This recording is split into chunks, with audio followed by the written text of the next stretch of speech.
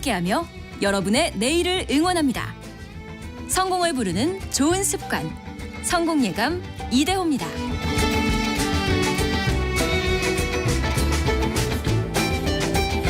성공예감 이대호입니다. 2부의 문이 열렸습니다. 3월 4일 월요일 오전 10시 5분 흘러가고 있습니다. 저희가 내드렸던 경제상식 퀴즈. 정답은 상장 폐지입니다. 상장 폐지. 이게 특히 주의하셔야 될 게 3월이지 않습니까? 3월 말이면은 대부분 상장사들의 주주총회가 열리고요. 그 전 감사 보고서를 제출을 해야 됩니다. 기업들이 감사 보고서를 제대로 제출하지 못한 기업들은 특히 3월을 전후로 해서 상장 폐지 기로에 놓이는 경우가 많이 있을 테거든요. 부디 주의하십사 하면서 저희가 상장 폐지를 경제상식 퀴즈로 내드렸고요. 3986님, 저도 주식 투자를 오래 하다 보니까 아마 2번쯤 상장 폐지를 당한 듯합니다. 급등주를 잘못 추격 매수했다가 당한 일이었는데 그 후로는 절대로 테마주나 급등주에는 손도 안 된다는 교훈을 얻었습니다. 근데 수업료가 너무 비쌌어요. 유유라고. 안의현님도 저도 상장 폐지 당해봤습니다. 상장 폐지 된다고 했는데도 회장님 말씀을 믿고 들고 있다가 휴지가 되었어요. 라고 또 이렇게 아픈 기억을 이야기해 주셨네요. 아이고, 그 상장 폐지는 사실 당했던 분이 또 당할 확률이 높다 하더라고요. 왜냐하면 본인의 투자 투기 습관이 그대로 남아있기 때문인데 불가항력적으로 어쩔 수 없이 운이 나쁘게 상패를 당할 수도 있겠습니다만 그게 자꾸 이제 반복이 된다면 그 이유를 밖이 아니라 우선은 좀 본인의 내부에서 찾아보는 게 더 낫지 않을까 싶습니다. 오늘 코스피 코스닥 증시 흐름은 좋습니다. 코스피는 1.15% 오른 2672, 코스닥은 1.4% 오른 875까지 가고 있습니다. 그리고 원달러 환율은 1329.6원, 1329.6원으로 1330원 밑으로 살짝 내려와 있습니다. 자, 오늘 개미스쿨 시간은 서강대학교 경제대학원 김영익 교수와 함께합니다. 안녕하세요, 교수님. 네, 안녕하십니까. 교수님은 혹시 상패 당해보신 적은 없으시죠? 제가 투자하는 종목에는 그런 종목은 없었습니다. 근데 교수님은 정말로 수십 년 투자를 하셨는데도 한 번도 없었고 불과 한 2, 3년 투자하신 분들 사이에서도 상패를 두세 번 이상 당하신 분들도 계시고요. 무슨 차이라고 봐야 됩니까? 저 같은 경우는 증권회사 다닐 때는 주식 투자를 거의 할 수가 없었고요. 규정상. 학교로 와서 주식 투자하고 있는데 나이가 들면 들수록 좀 안정적인 투자를 해야 됩니다. 그래서 재무제표 철저히 보고 이 기업들이 매출액, 영업이익 꾸준히 증가할 수 있는가. 사실 저는 기술적 지표 이코노미스트니까 그런 거는 잘 안 보는데요. 일봉, 주봉 그런 건 안 보고 주로 연봉을 보거든요. 연간 상승률. 연간 주가가 꾸준히 올랐는가. 연간 영업이익이나 주가가 꾸준히 올랐고 매출이 늘어났는가. 이걸 장기적으로 보기 때문에 그런 상장 폐지 종목은 없었던 것 같습니다. 다른 분들도 우리 청취자분들도 그런 경험은 좀 없으시길 바라겠고요. 자, 고명수님이 왜 우리나라 주식시장만 추락하는 건가요? 라고 질문 주셨는데 그건 잠시 후에 아이고 참 속이 쓰라리긴 한데 그래도 오늘은 좀 반등을 하고 있고요. 우선은 좀 거시적인 것부터 몇 가지 좀 여쭤볼게요. 최근에 국제유가가 좀 반등세가 이어지더라고요. 한 83달러대까지 또 올라서기도 하고 글쎄요. 조금 80달러까지는 올라왔어도 그 이후에 계속해서 조금 올해는 아닙니다만 조금씩 오르고 있는 이유는 어디서 찾아봐야 될까요? 대부분의 유가가 작년 말보다 거의 12% 정도 올랐더라고요. 작년 말보다. 그래서 유가가 오른 이유는 중동 사태가 아직도 불안하고요. 그렇죠. 그다음에 오페크가 감산을 하기로 했어요. 올 1분기까지만 하기로 했는데 유가가 자기들 원하는 만큼 안 오르니까 또 연장하겠다. 2분기까지 연장하겠다. 이런 이야기가 나오고요. 그다음에 수요 측면에서는 미국 경제가 아직까지도 너무 좋아요. 그렇죠. 그래서 미국 경제가 작년에 2.5% 성장했는데 올해는 성장률이 많이 떨어질 것이다. 그렇게 예상했는데 최근에 1분기도 아직 발표가 안 됐습니다만은 1분기도 2% 이상 성장한다는 겁니다. 그래서 미국 소비자들이 아직도 소비를 많이 하고 있기 때문에 수요가 많아가지고 유가가 상승하고 있는 것 같습니다. 수요도 좋고 예. 그리고 또 가격을 보면서 오펙 플러스는 계속해서 감산 카드를 만지작거리고 예. 있고 예. 전망 사실 이게 국제유가 전망이 가장 어렵다고는 예, 합니다만 그렇습니다. 어떨까요? 그래도 오름세가 이어질까요? 아니면 좀 진정이 될 수 있을까요? 예, 여기서 조금 더 오를 것 같은데요. 지금 뭐 80달러를 배럴당 넘었습니다만은 여기서 뭐 90달러 이상으로 올라가느냐 뭐 이런 문제가 남아 있습니다만은 예, 제가 보기에는 그렇게 올라갈 것 같지는 않습니다. 우선 앞서 미국 경제가 좋다고 말씀드렸습니다만은 네.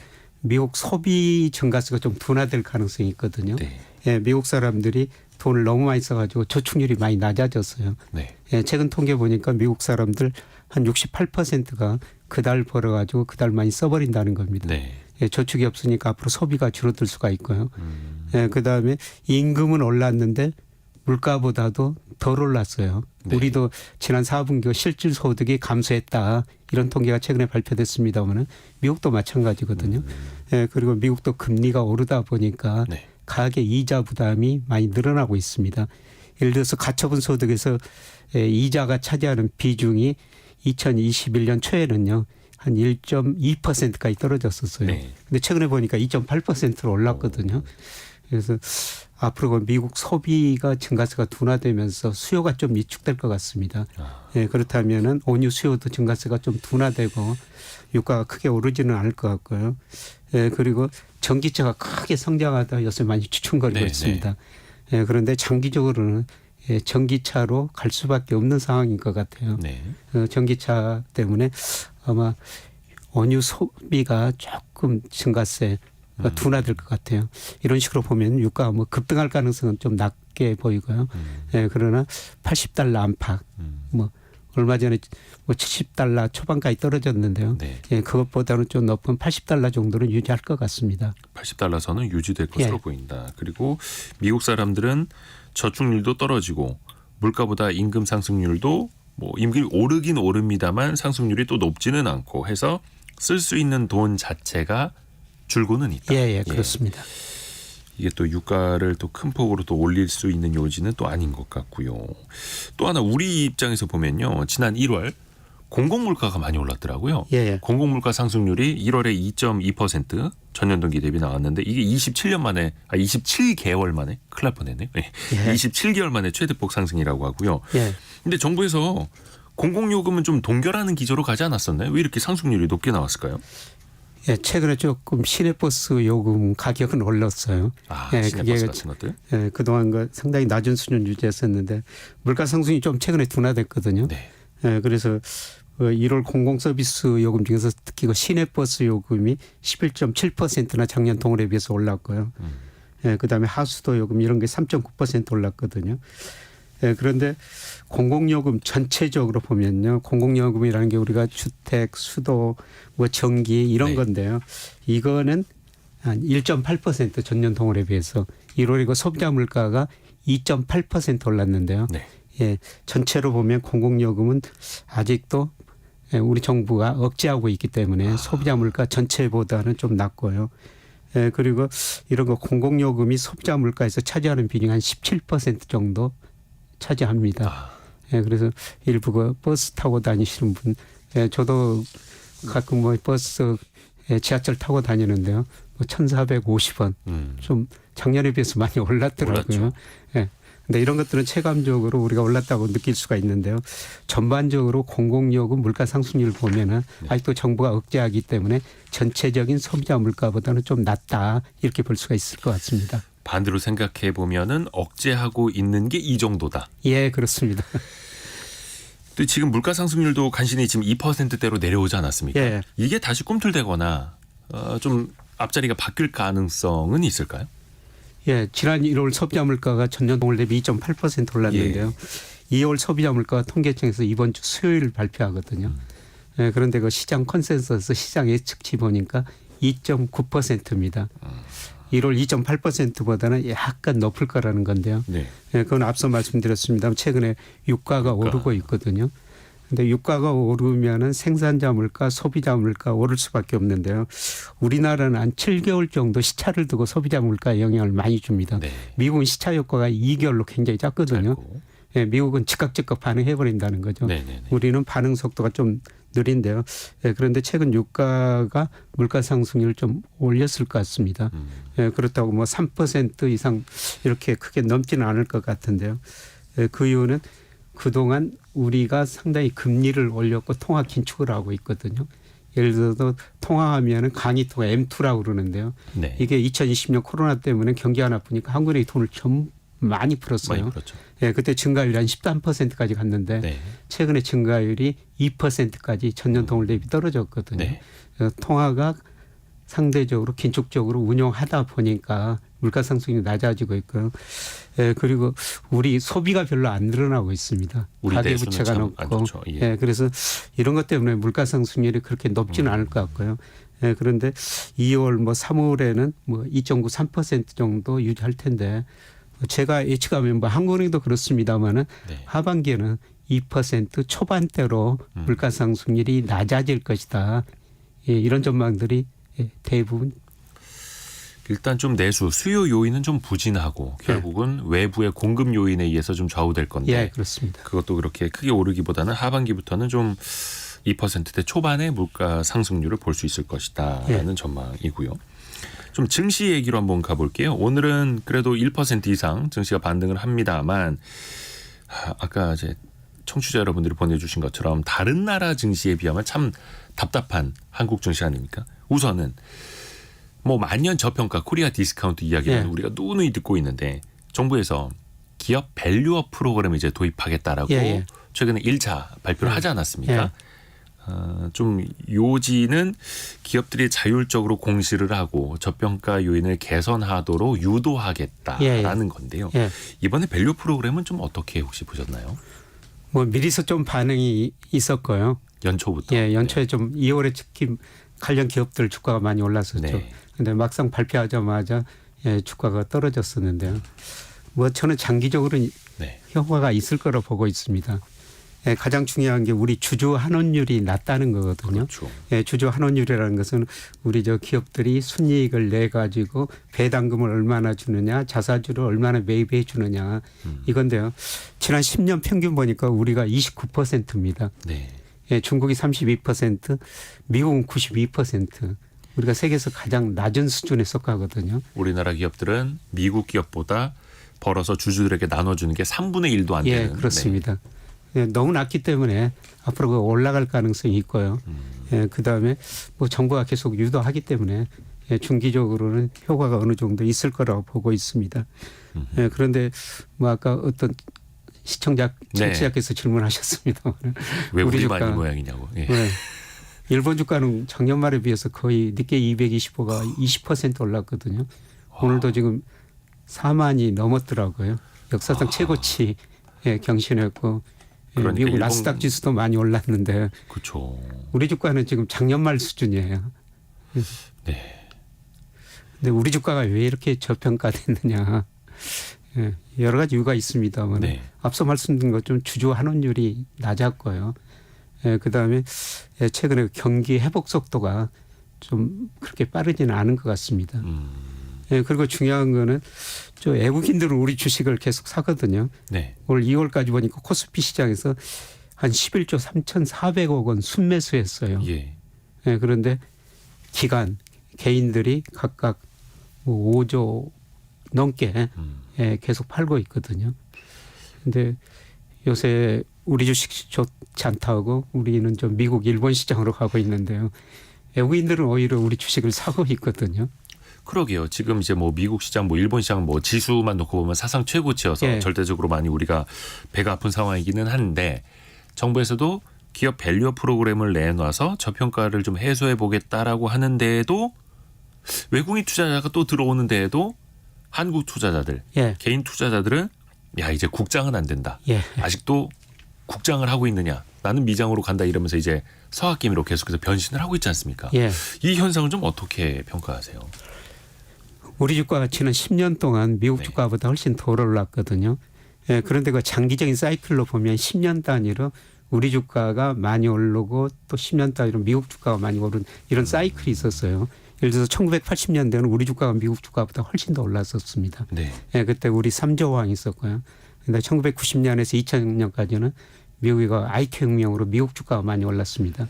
그리고 2000년에서 2010년까지는 중국 경제가 높은 성장을 하면서 우리 중국으로 수출 많이 하면서 우리 주가가 미국 주가보다 많이 올랐어요. 네. 사실 2000년에서 2010년까지는요. 미국 주가는 못 올랐습니다. 네. 10년 동안 제자리 걸음했어요. 그 좋은 마이크로소프트라는 회사도 2000년에 거품이 붕괴되고 나서 제자리 오는데 꼭 10년이 걸리더라고요. 예, 그런데 지난 10년은 사실 미국 주가만 많이 오르고 우리 주가는 상대적으로 덜 올랐죠. 그렇죠. 예, 그래서 최근 그 주식 투자 시장에 참여하신 분들은 최근 10년을 보고 미국만 오르고 우리는 못 올랐다. 예, 그래서 국장 떠나가지고 미장으로 가자 이런 이야기가 많이 나옵니다만은 예, 제가 보기에는 우리 주가는 명목 GDP 유동성에 비해서 지나치게 저평가됐어요. 아하. 예, 그리고 미국 주가는 같은 기준에 보면 고평가됐거든요. 그래서 외국인들이 왜 우리 주식을 11조 원 이상 사는데 예, 그 이유는 뭘까 한번 생각해 보자는 겁니다. 예, 제가 생각에는 말씀드린 것 중 우리 주가 우리 경제력에 비해서 저평가됐고요. 환율도 1330원 우리 경제력 우리 경상수적자 올해 아마 한국은행도 전망한 것처럼 500억 달러 이상 날 거예요. 네.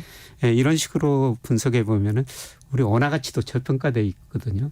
그래서 저는 11조 이상 외국인 산 투자자들이 왜 한국 주식을 샀을까? 네. 예, 그건 한국 주가, 한국 원화 가치가 저평가됐다. 예, 그래서 외국인들은 그렇게 사고 있다고 보고 있는데요. 예, 그런데 우리 투자자들은 예, 최근에 우리 시장이 안 좋아가지고 미국 주식만 사고 계시는 것 같은데. 답답한 거죠. 답답한 거죠. 예, 최근에 뭐 외국인들 주식 사면서 아까 원화 가치 코스피 저평가됐다. 좀 균형적인 시각을 가지셔야 될 것 같아요. 미국 주가는 고평가됐다. 우리 주가는 저평가됐다. 시간이 가면은 결국 주가라는 게 예, 자기 본질적인 가치를 찾아가거든요. 네. 평균 회귀라고도 하고요. 예, 그렇습니다. 그러면은 이제 명목 GDP나 유동성 대비 우리나라 시장이 지나치게 저평가되어 있는 것뿐만이 아니라 그러면 오를 요인도 있는가? 교수님이 많이 말씀해 주시는 일평균 수출이라든지 대외 경기 어떤 순환 측면에서도 그러면 이제는 저평가 있는 것뿐만이 아니라 오를 요인들도 있을까요? 명목 GDP의 유동성이 저평가되어 있고요. 네. 네, 그리고 우리 수출 네. 뭐 지난 그 1월, 2월 수출 발표됐습니다만은 실제로 일하는 일평균 수출 금액은 전년 동기 대비 12.7%나 증가했거든요. 예, 지금 수출이 상대적으로 잘 되고 있습니다. 아하. 이런 걸 고려했을 때 예, 지나치게 저평가됐다. 그러면 오르려면은 뭐가 돼야 되느냐. 아마 경기 회복 속도가 좀 빨라져야 된다고 보고 있는데요. 회복 속도요. 예, 예, 그런데 이달 말에 한국은행에서 1분기가 GDP 네. 속보치를 발표하거든요. 네. 예, 그런데 최근에 그 수출이 증가하고 있기 때문에 우리 경기가 어느 정도 회복되고 있다. 뭐 이런 지표들이 아마 나올 것 같습니다. 예, 그리고 최근에 그 은행 금리가 높았기 때문에 우리 가계들 은행에 저축을 많이 했었거든요. 예, 최근에 은행으로 돈이 많이 몰려 들어가지고요. 우리 가계 금융자산 중에서 현금 및 예금 비중, 주로 금융회사 맡긴 비중이 47%로 한 2, 3년 전 44% 정도 됐거든요. 네. 많이 늘었어요. 예. 예, 그런데 최근에 1년 만기 정기예금 금리가 한때 2년 전에 5% 넘던 게 지금 3.5% 안팎까지 떨어졌거든요. 많이 내려왔죠. 예, 그래서 은행 예금 금리가 그렇게 떨어지다 보니까 돈이 그동안은 예, 정기 예적금으로 들어갔는데요. 그쪽으로 상대적으로 덜 들어가고 단기 저축성 예금이나 요구볼 예금, 네. 예, 그다음에 MMF, 그다음에 최근에 그 증시고 고객 예탁금이라고 흔히들 예. 그러는데요. 뭐 주식형 펀드, 채권형 펀드, 증시 유동자금이라고 그러죠. 네. 증시 주변 자금이라고 그러는데 이것들이 꾸준히 늘어나고 있어요. 예, 그래서 저는 우리 경기도 뭐 빠른 속도는 아니지만 회복되고 있고 예, 유동자금, 증시 주변 자금도 늘어나고 있다는 겁니다. 그래서 이런 의미에서 보면은 우리 주식시장 관심을 좀 가지셔도 되지 않았느냐 그렇게 생각하고 있습니다. 사상 최고치 가고 있는 이제 해외 증시보다 예. 한국 증시가 더 싸고 예. 증시 주변 자금도 늘고 있고 경기 회복 속도가 이제 관건이기는 한데 회복 신호는 또 나타나고 있다. 예, 그렇습니다. 이 중에서 최근에 또 이제 기업 밸류 프로그램하고 같이 이제 맞닿아서 저PBR 주식이라든지 순자산 가치보다도 주가가 낮은 주식들 그리고 주주 환원율을 좀 높일 수 있는 기업도 이제 찾아보는 붐이 또 일고 있지 않습니까? 교수님도 혹시 이렇게 좀 체크를 해보셨나요? 네.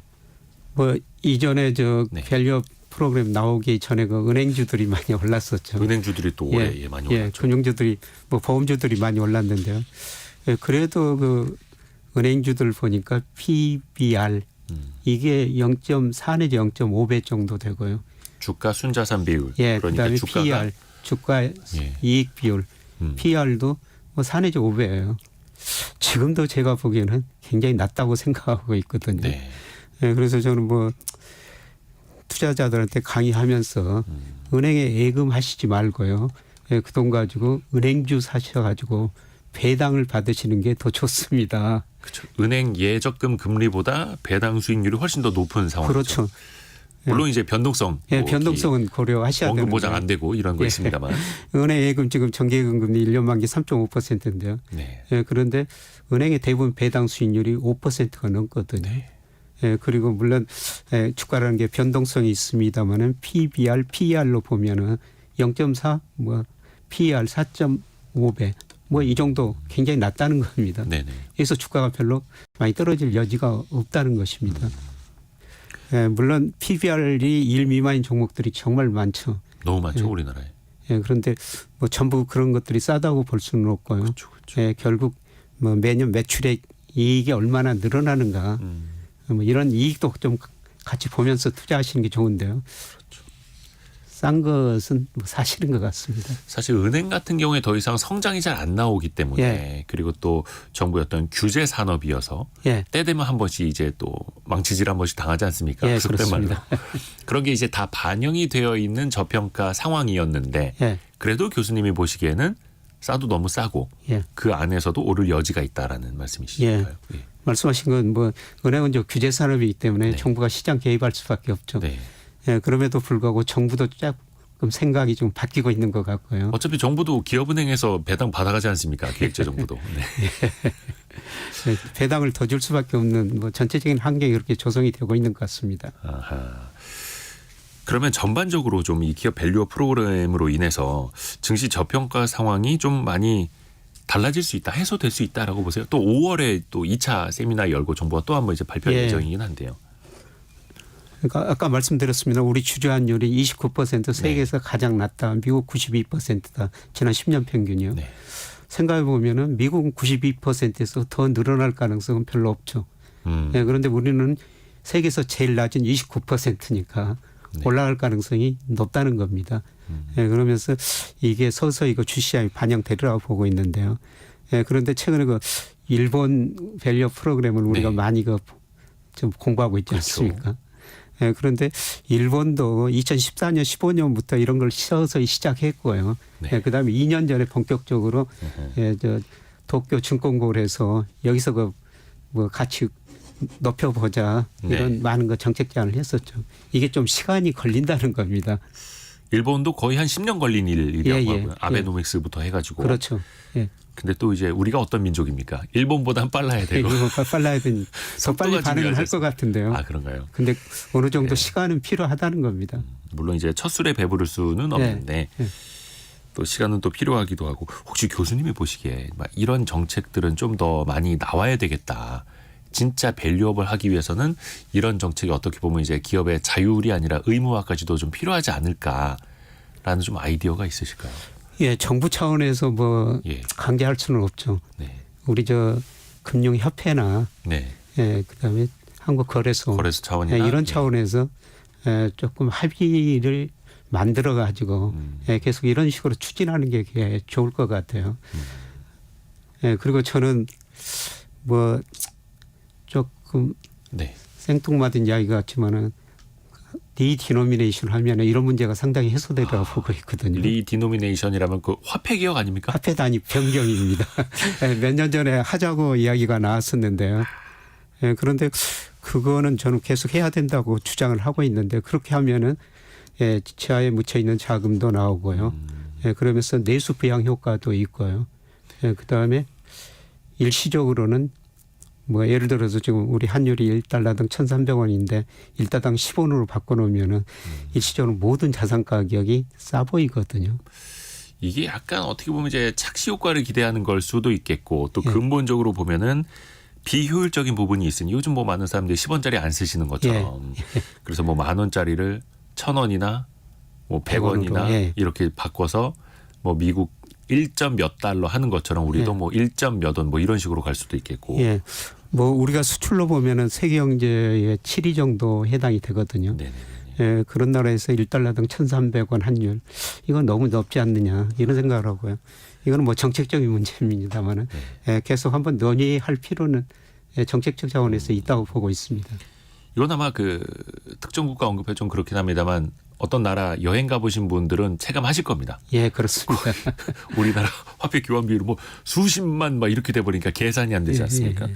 물론 이거 리디노미네이션 그 화폐의 어떤 숫자 0을 몇 개 빼버리는 문제는 단순한 게 아니라 거의 경제 블랙홀 같은 이슈 아닙니까? 이거 한번 운 띄우기 시작하면. 예, 그거는 뭐 상당히 좀 그렇죠. 예, 앞으로 논의를 많이 해야 될 환경인데요. 우리 뭐 전체 금융자산 국내에 가지고 있는 금융자산이 2경원이 넘었거든요. 아. 1경원 하면은 0이 거의 16개나 들어가요. 예. 예, 계산이 굉장히 복잡하고요. 우리가 1962년, 63년에 그 앞에 단위 변경하고 예, 그 뒤로 지금 계속 그 단위를 유지하고 있는데 예, 그때보다 우리가 명목 GDP가 한 6,800배 이상 증가했더라고요. 이런 경제 규모가 커졌다는 거죠. 네네. 예. 이게 사실 그 가끔 이제 기자들이 지른다고 표현을 하는데 막 특종이랍시고 막 지르는 기사 중에 하나가 이 리디노미네이션 한국은행이 추진한다 이런 오보들 많이 나오거든요. 예, 예. 그럴 때마다 한국은행은 이제 빛의 속도로 해명 자료를 내는데 뭐 5년이든 10년이든 20년이든 미래를 보고 조금씩 이제 토론은 좀 해볼 필요는 있겠다. 예, 토론할 필요가 있다고 생각하고 예. 몇 년 전에 토론을 많이 했었어요. 네. 그때 물론 그 저는 찬성론자 또 저 반대론자도 반대론자도 많죠. 예, 많죠. 예. 토론은 계속 해야 될 것 같습니다. 아, 그렇습니다. 그래서 요거는 우리가 또 이제 거대한 이슈니까 예. 그때 시간이 날 때마다 한 번씩 또 짚어보겠고요. 미국 증시, 미국 경제 한번 이야기를 해볼까요? 이번 주에 슈퍼 화요일이라고 하더라고요. 예. 미국 이제 대통령 경선 이슈인데 트럼프 대통령이 공화당 후보로 거의 이제 가장 앞서 나가고 있고 예. 만약에 공화당 후보로 확정이 된다라고 하면 우리 입장에서도 우리 산업이라든지 업종 투자자 입장에서도 또 어떤 대응이 좀 필요할까요? 뭐 큰 변화가 있을 것 같습니다. 예. 우선 그 조금 좁게 그 산업 측면에서 말씀하면 바이든은 친환경 산업, 특히 그 2050년까지 넷제로 탄소 제로로 가겠다. 예, 그런 정책을 펼치고 있는데. 탄소 중립. 예, 그런데 트럼프 대통령은 그동안 정책 내용 보니까 뭐 석유, 석탄, 천연가스 이런 전통 에너지를 좀 중시하거든요. 예, 사실 우리가 전기차 뭐 관련 주식들이 작년에 굉장히 많이 올랐다가 네. 뭐 떨어진 이유 중에 하나도 그렇죠. 뭐 여기에 있는 것이죠. 그래서 전통 산업을 굉장히 그 선호한 것 같고요. 예, 그다음에 트럼프가 대통령 되면 세계 그 정치 경제 환경 참 많이 변할 것 같아요. 예, 최근에 저 유럽이 그 방위비 분담 많이 하지 않으면은 네. 러시아가 침공해도 괜찮다 이런 거 극단적인 발언까지 했지 않습니까? 그 미국 내에서도 정말 질타를 받았죠. 예, 예. 예, 그런데 뭐 그렇게 할 사람 같아요. 제가 보기에는. 예, 종잡을 수 없어서. 예. 예, 저 우리 저 상대적으로 방위산업 우리 방위산업 관련 지금 수출 많이 하고 있지 않습니까? 예, 예. 예, 지금 수출입은행에서 자본금을 뭐 15조 원에서 25조 원 올렸는데요. 우리가 저 뭐 폴란드 같은 나라로 뭐 방위 이런 거 무기 같은 거 수출 많이 하는데 예, 그만큼 그 보증을 해줘야 된다는 거죠. 예, 그래서 뭐 이런 산업이 한 긍정적이 또 있을 수 있다. 그래서 이거는 뭐 제가 주장한 게 아니라요. 오늘 저 한 신문 칼럼 보니까 외국인이 한국 경제 트럼프가 대통령 되면 오히려 기회가 될 수도 있다. 뭐 이런 산업을 예로 들면서 그런 거 주장을 해놨더라고요. 좀 산업별로 명암이 엇갈리는 거죠. 명암이 엇갈리는 거죠. 예. 그리고 또 말 한마디가 또 어디로 어떻게 튈지 모르는 사람이고 사실 또 트럼프 전 대통령에 대해서는 그 의회 폭동 사건도 있었고 이 출마 자격이 있는 거냐 없는 거냐 미국 연방법원의 판결도 얼마 안 남았다 하더라고요. 예, 그렇습니다. 그래서 이것도 굉장히 큰 이슈가 될 겁니다. 예. 이것도 우리가 또 예상을 할 수가 없는 거예요. 예상할 수 없고요. 또 예상을 할 수 없는 것도 한번 볼까요? 이게 미국의 기준금리 이야기인데 예. 미국의 기준금리 인하 기대감이 사실 연말 연초만 하더라도 와 2024년도에 한 대여섯 번 내리겠는걸 막 이렇게 시장에 또 반영을 했지 않습니까? 예. 근데 최근 들어서는 잘해야 3번 내리겠다. 이렇게 또 바뀌고 있고요. 시장의 전망이. 예. 파월 의장이 이번 주에 미국 의회에서 예. 출석해서 또 발언하는 게 있다고 합니다. 이달 한 20일경에 예. 미국 FOMC 회의가 있는데 그 전에 마지막 아마 발언이 될 수도 있겠고요. 이번에 좀 어떤 메시지가 나올 수 있을까요? 예, 뭐 원론적인 이야기를 할 것 같아요. 네. 예, 연준의 그 통화정책 목표는 물가 안정하고 고용 극대화거든요. 그렇죠. 그래서 아직도 물가가 목표치보다 높다. 예, 물론 PEC 개인 소비 지출 물가 지수는 2% 중반대로 많이 안정됐습니다. 네. 예, 그런데 목표치 2% 아직도 높다. 예, 그리고 아직도 고용이 좋다. 이런 원론적인 이야기를 할 것 같아요. 예, 그런데 앞으로 이제 물가가 어떻게 되느냐, 고용이 어떻게 되느냐. 예, 당장 이번 주말에 미국 2월 비농업 부분에 고용이 발표되거든요. 네. 예, 그런데 1월에 그 35만 5천으로 굉장히 많이 증가했어요. 많이 늘었죠. 예상치보다 거의 2배 증가했었죠. 네. 예, 그런데 2월 그 시장 컨센서스 보니까 한 18만에서 19만 사이에 1월보다는 많이 둔화된다는 거죠. 네. 그래서 앞으로 고용이 어떻게 나오느냐, 예, 그다음에 물가 상승률이 얼마나 빨리 낮아지느냐 여기에 달려 있는 것 같습니다. 예, 그런데 작년 말에는 그 시장 컨센서스 올 3월부터 금리 인하한다. 근데 고용 통계 1월 나오니까 5월로 연기됐다가 네. 또 1월 소비자 물가 발표되면서 또 6월로 또 연기가 6월로 가고. 됐습니다. 예, 그런데 저는 뭐 6월부터 인하할 수 있다고 보고 있습니다. 네. 예, 앞서 고용 말씀드렸습니다만 뭐 2월, 1월 고용보다 많이 둔화되고요. 예, 저는 앞서 그 미국 소비자들이 뭐 저축률이 낮고 그다음에 이자 부담 늘어났고 소비가 앞으로 둔화될 수 있다 이런 말씀을 들었습니다만 소비가 둔화되면요 기업 매출 이익 줄어들죠. 예, 미국 고용은 정말 탄력적이에요. 얼마나 탄력적이냐면요. 2020년 코로나 때문에 3, 4월에 미국 기업들이 고용을 약 2,200만 개 줄이더라고요. 2,200만 개 일자리. 10년 늘어났던 일자리를 단 2달 사이에 줄여버린 나라가 미국이라는 나라입니다. 네. 예, 그래서 소비 증가세가 앞으로 둔화되면 기업 매출 줄어들면 기업 CEO 입장에서는 야 그동안 일자리를 너무 많이 만들었구나. 줄일 수가 있다는 거죠. 그래서 저는 아마 4월, 5월 가면은 미국 고용이 오히려 대폭 감소하거나 줄어들 수 있다고 보고 있거든요. 이런 의미에서 저는 아마 6월부터 금리를 인하할 수 있다 이렇게 보고 있습니다. 또 하나 참 얼마 전에 중국에서 기준금리라고 네. 할 수 있는 이제 LPR 금리를 내렸는데요. 시장에서도 많이 또 내려야 된다 또 기대도 했던 부분이기도 하고 실제로 중국 증시가 최근에 한 2주 사이에 바닥에서 또 꽤 많이 올랐더라고요. 10여 %. 중국 증시 움직임은 최근에 좀 어떻게 평가하시는지요? 중국은 뭐 전 세계가 지금 인플레로 고민하고 있지 않습니까? 네. 네, 그런데 최근에 중국 소비자 물가 보면은 마이너스 1% 안팎이에요. 거의 디플레 상황이죠. 예, 그래서 중국은 다른 데는 통화정책 긴축적으로 그동안 운영해 왔는데 중국은 뭐 물가가 안정되기 때문에 통화 증가율을 높일 수가 있거든요. 네.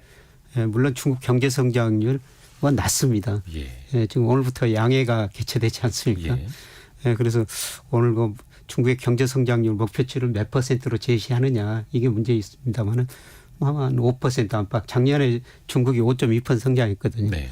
시장 컨센서스 보니까 올해 그 4.6%인데 중국 정부는 한 5% 안팎으로 제시할 가능성이 높고요. 시장의 전망보다는 더 높게. 예. 그리고 물가가 뭐 떨어지고 있기 때문에 통화 정책을 좀 신축적으로 운영하겠다. 아마 이런 내용들이 좀 나올 것 같아요.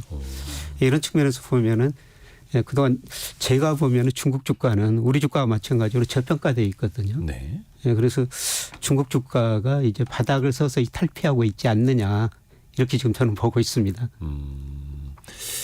중국 주식 그러니까 중국 증시도 어느 정도 바닥은 탈피할 수 있는 거면 다만 또 이제 드라마틱하게 막 개선이 된다거나 이걸 또 기대하기에는 아직은 또 쉽지는 않아요. 그렇죠. 뭐 중국 경제가 고성장은 안전히 끝났고요. 중국 지금 기업 부실해지고 은행 부실해지고 지방정부 부채 구조적으로 문제가 많거든요. 네. 그래서 이런 거 보면은 뭐 극적으로 오를 가능성은 낮은데요.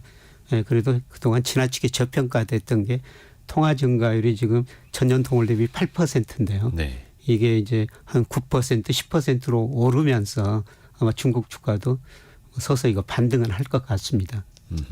또 양회, 그 예. 최대 정치 행사인 양회에서 나오는 또 소식도 우리가 꼭 지켜봐야 되겠고요.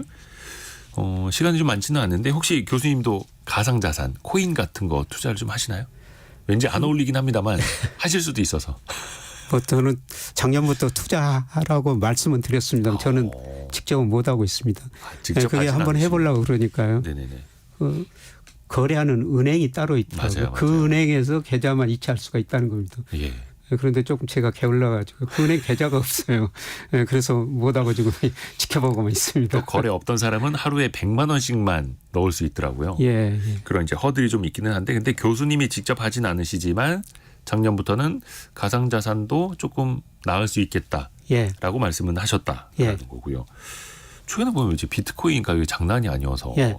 우리나라 돈으로 뭐 8,200만 원 넘었고 예. 사상 최고가 예. 달러 기준으로도 가고 있고 또 이러다가 막 우리나라 돈 기준으로 1억 간다. 예. 얘기가 또 나옵니다. 예. 물론 이제 코인 가격은 유가 예측만큼 쉽지 않은 어렵죠. 겁니다만 예. 어떻게 보시나요? 이쪽 시장은? 근데 저는 더 오를 수 있다고 보고 작년부터 계속 좀 투자하시라고 그렇게 권유했는데요. 우선 저 미국에서 예. 뭐 거래소에서 ETF를 네. 합법적으로 거래하라고 그렇게 했지 않습니까? 네. 그래서 투자 수단으로 인정을 해버렸다 미국서. 예, 그렇게 지금 투자 수단이 됐다는 거고요. 그리고 제가 비트코인 가격을 분석해 보니까 예, 비트코인 가격은 미 달러 지수하고 미 국채 수익률하고 역의 상관관계가 있었어요. 예, 미 달러 지수가 달러 가치가 하락하면 비트코인 가격이 올랐다는 거죠. 네. 그럼 미국 금리가 떨어지면은 예, 비트코인 가격이 올랐다는 겁니다. 그렇죠. 그 달러를 가지고 코인을 사니까요. 예, 그렇습니다. 예, 그런데 제가 분석해 보면 달러 가치가 최근에 정체되고 있습니다만은 미국의 대내 불균형이 심화됐고요. 전 세계 중앙은행이 달러를 계속 보유를 줄이고 있거든요. 특히 중국이 많이 줄이고 있고요. 달러 가치는 중기적으로 하락할 가능성이 높다. 이런 의미에서 비트코인 투자하시는 게 괜찮고요. 예, 그다음에 미국이 언제 금리를 인하하느냐. 네. 인하 시점만 남아 있거든요. 그렇죠. 예. 그래서 미국 금리도 앞으로 떨어질 것이다. 이런 의미에서 저는 비트코인 가격은 더 올라갈 것이다. 이렇게 지금 보고 있는데요. 예, 그러면서 제가 투자하실 때 많이 투자하지 마시고 한 10%만 소액. 투자 자산에 네. 예, 그 정도만 투자하시라고 말씀드린 거는 변동성이 사실 너무 심하죠. 예, 그리고 밤새 거래되고 토요일 일요일도 거래되고 있지 않습니까? 네. 신경 엄청 많이 써야 될 것 같습니다. 이게 장기 투자해야지 변동성을 신경 쓰지 말아야지 하면서도 또 인간인 이상 볼 수밖에 없죠. 예, 볼 수밖에 없습니다. 근데 저는 건강을 해칠 수도 있죠. 10%만 사놓고 그냥 보지 말고 기다리십시오. 그런 말씀을 드리는데요. 근데 물론 이제 뭐 비트코인 같은 경우에는 반감기 예. 또 온다고는 합니다만 예. 근데 이게 그 주식은 밸류에이션 측정하는 지표들이 여러 가지가 있기는 한데 이 참 코인은 그게 어렵지 않습니까? 가치 측정이라는 게. 가치 측정 거의 불가능하죠. 예, 그런데 추세를 보니까 네. 달러 가치가 하락하고 미국 금리가 하락했을 때 네. 비트코인 가격이 올랐더라. 그 흐름 방향만 방향성. 네, 추정할 수가 있는 거죠. 적정 가격은 누구도 추정할 수 없는 것 같습니다. 아하, 그렇죠. 그래서 그게 또 어렵기도 하고요. 예. 또 하나 비트코인이 많이 올랐던 배경 중에 하나가 방금 말씀해 주셨던 ETF. 예. 이 ETF 이제 현물을 담는 ETF 방식이 있었는데 이더리움까지도 이더리움을 바탕으로 한 현물 ETF가 나올 수 있다라는 기대감이 또 같이 오르고 있잖아요. 예, 그렇습니다. 물론 이것도 예측이 어려운 분야이기는 한데요. 좀 어떻게 보시는지. 아마 미국서는 승인할 것 같습니다. 예, 문제는 우리나라죠. 아하. 예, 우리나라도 일부 그 정치권에서는 지금 이거 승인해 주자. 지금 미국에서는 비트코인 BTS라고 할 뻔했네.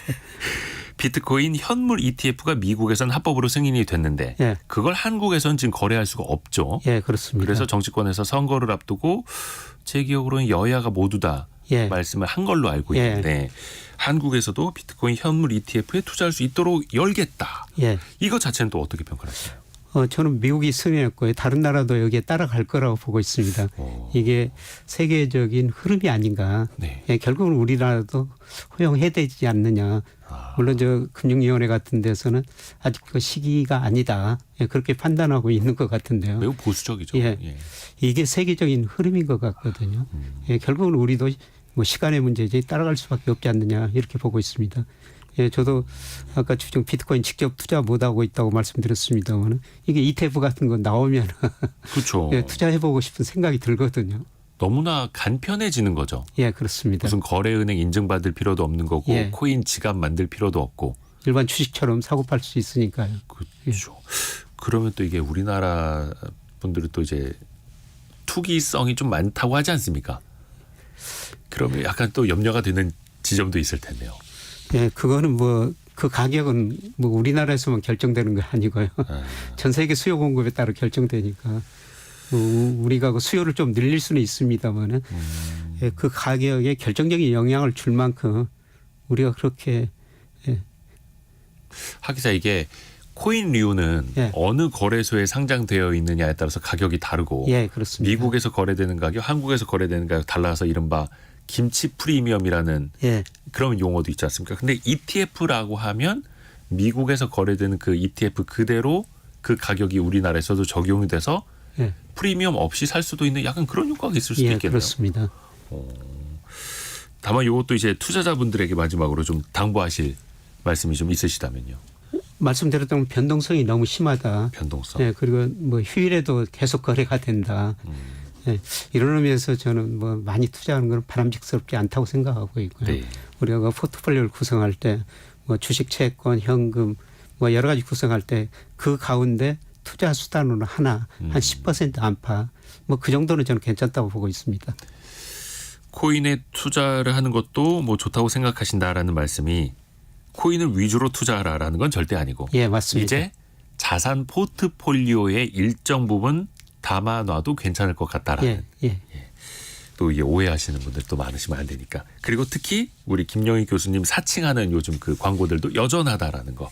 예, 그거 좀 꼭 섞지 마시기 바랍니다. 페이스북, 유튜브 광고, 뭐 스폰서라고 떠서 뭐 본인의 뭐 강의를 들어라, 내가 추천하는 종목을 사라라고 하는 그런 사칭 절대로 속지 않으시길 바라면서 오늘 서강대학교 경제대학원 김영희 교수님과 함께했습니다. 고맙습니다. 네, 고맙습니다. 라디오 정보센터 다녀옵니다. 윤석열 대통령의 부인 김건희 여사의 연루 의혹이 제기된 도이치모터스 주가 조작 사건의 2심 재판이 총선 이후로 미뤄져 석 달 이상 재판 공백이 발생하게 됐습니다. 국내 모바일 플랫폼 사용량 1위인 유튜브의 1인당 월 평균 사용 시간이 40시간을 넘어섰다는 분석이 나왔습니다. 장재현 감독의 오컬트 미스터리 영화 파묘가 3.1절 연휴 기간에도 독주를 이어가며 개봉 11일째인 어제 누적 관객 수 600만 명을 넘어섰습니다. 일본 증시의 니케이 225 평균 주가가 오늘 장중 4만 원 선을 사상 처음으로 돌파했습니다. 니케이 지수는 앞서 지난 1일 3만 9,910원으로 장을 마감해 종가 기준 최고치를 기록했습니다. 지금까지 라디오 정보센터 뉴스 정한나였습니다. 여러분의 질문이 콘텐츠가 되는 시간 애프터 서비스입니다. 오늘은 곽지현 리포터와 함께합니다. 안녕하세요. 네, 안녕하세요. 최희진님의 질문부터 들어볼까요? 전세 보증금 반환 보증보험에 가입하면 어떤 혜택이 있나요? 라는 질문이네요. 네, 이 집주인 세입자 모두에게 혜택이 있겠죠. 그러니까 집주인의 경우에는 전세 보증금 반환할 때 시간 그리고 비용을 절감할 수가 있겠고요. 또 공실 기간 동안에 전세 보증금으로 이 다른 데 투자하면서 이 소득을 좀 낼 수가 있겠습니다. 이 세입자 입장에서는 보증 가입 금액 100%가 보호됩니다. 그래서 전세 보증금 반환에 필요한 또 복잡한 절차 줄일 수가 있겠고요. 또 입주 기간 동안 이 보증금을 다른 목적으로 사용할 수 있고 또 반환할 때 신용도와 지불 능력을 좀 입증할 필요가 없습니다. 다음 질문은 0436님이 실거주 의무 유예한다는데 전세 가격에는 어떤 영향이 있을까요? 라는 질문이네요. 네, 우선 이 분양가 상한제 아파트의 실거주 의무 발생 시점 3년 늦춰졌죠. 네. 그러니까 곧바로 입주하지 않고 3년 동안 전세를 준 뒤에 입주해도 된다 이런 건데, 그러니까 분양받은 사람 입장에서는 분양 잔금 해결하는 그런 문제가 있었는데요. 그러니까 실거주 유예가 되면서 전세라든지 임대 금액을 가지고 잔금을 처리할 수 있어서 좀 유리해졌죠. 그래서 부동산 전문가들은 이렇게 좀 보고 있습니다. 그러니까 전세 매물이 줄어드는 것을 완화하는 효과가 있을 것을 예상을 하고, 그래서 한 올 하반기입니다. 이 분양가 상한제 적용 단지가 몰려있는 서울 동남권을 중심으로 아파트 전셋값이 좀 안정권에 접어들 거다 이렇게 좀 관측하고 있습니다. 그러니까 실거주 의무 제도는 지난 2021년 2월부터 시작이 됐어요. 그러니까 아파트를 분양받은 사람이 이 해당 아파트가 입주할 때부터 들어가서 살도록 하는 그런 강제하는 제도인데 이 만든 이유는요, 다들 아시죠? 그러니까 투기꾼들 막기 위해서죠. 그러니까 투기 수요 막고 이 실소유자의 내 집 마련 기회를 좀 넓히기 위해서 이런 제도가 만들어졌었습니다. 그리고 다음 질문은요. 네, 3912번님. 사회이사는 상장회사라면은 다 있어야 되는 건가요? 이거는 의무인가요? 상장회사는 의무입니다. 네. 비상장회사는 의무가 아닙니다만 상장회사는 상법상 이사 총수의 4분의 1 이상을 사회이사로 두어야 됩니다. 그러니까 예를 들어서 이사회, 그러니까 등기가 되어 있는 이사가 5명이라고 하면 그중에 2명 정도는 사회이사가 돼야 된다라는 거고요. 네. 특히 큰 기업일수록 사회이사가 더 많아야 됩니다. 자산 총액 현재 기준으로는 2조 원이 넘는 회사는 3명 이상의 사회이사가 있어야 되고요. 네. 전체 이사의 과반수, 절반 이상이 사회이사여야 됩니다. 그러니까 5명의 이사가 있다면 그중에 3명 이상이 사회이사여야 된다라는 거고요. 금융회사도 엄격합니다. 금융회사 같은 경우에는 어떤 자산 총액 기준이 아니라 그냥 금융사라면 최소 사회이사가 절반을 넘어야 되고 또 3명 이상이 있어야 한다라는 규정이 있습니다. 네. 이어서 청취자 한규봉님은 자율주행 자동차 사고가 났을 때는 과연 누가 책임을 지게 되나요? 이게 아직까지 좀 애매모호하고 규정이 좀 확실한 게 없죠. 일단 레벨 2 현재 수준까지만 놓고 보면은 대부분 운전자가 이 책임을 지게 되고요. 레벨 3가 된다면 일반 운전자와 같은 수준의 주의 의무가 여기에서도 있다고 합니다. 그러니까 사고가 났을 때 형사 책임 여전히 운전자에게 있는 거고 중요한 건 레벨 4, 레벨 5 사실상 이때부터는 운전자가 거의 개입을 하지 않아도 되는 수준까지 가버리거든요. 네. 그러면 이때부터 책임 주체는 누가 되느냐. 일본하고 독일은 1차적인 책임은 차주에게 물리고 있고요. 영국 같은 경우에는 이 무인 자율주행 서비스를 운영하는 회사가 보험에 가입해야 된다 이렇게 법으로 추진을 하고 있다고 합니다. 다만 아직까지 우리나라는 그 제도가 갖춰져 있질 않은데 4단계, 5단계까지 갈 때까지는 시간이 많이 남아서일까요?